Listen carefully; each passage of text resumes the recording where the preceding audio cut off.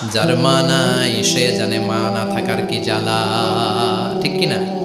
যখন রাত্রি নিঝুম এই চোখে ঘুম, একলা শুধু ঘরে তোমায় মনে পড়ে মাগো, তোমায় মনে পড়ে।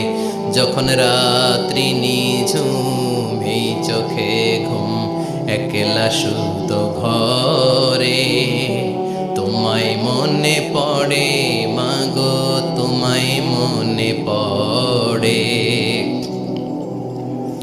এজন্য মায়ের দোয়া সবচেয়ে বড় দোয়া। মা রেগে আছে, মা বদদোয়া দিয়েছে, বাবা বদদোয়া দিয়েছে, বাবা আপনার উপর অসন্তুষ্ট, ওই অবস্থায় ছেলে মরলে এটা কি ভালো মৃত্যু?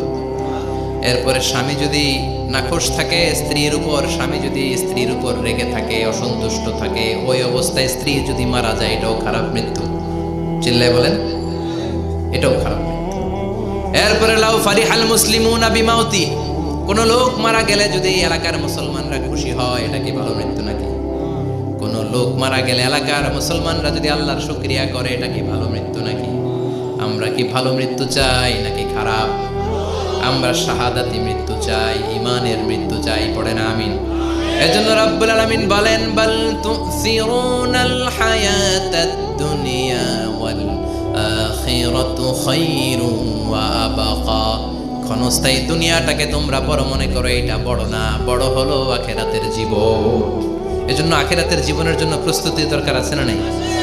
মরণ হচ্ছে সবচেয়ে বড় প্রস্তুতি, মরণের চিন্তা। মান কানা ওয়াইদান ফাল মাউতু ইয়াকফি, যে নিজেকে সোজা করতে চায় মৃত্যুর চিন্তাই তার জন্য যথেষ্ট।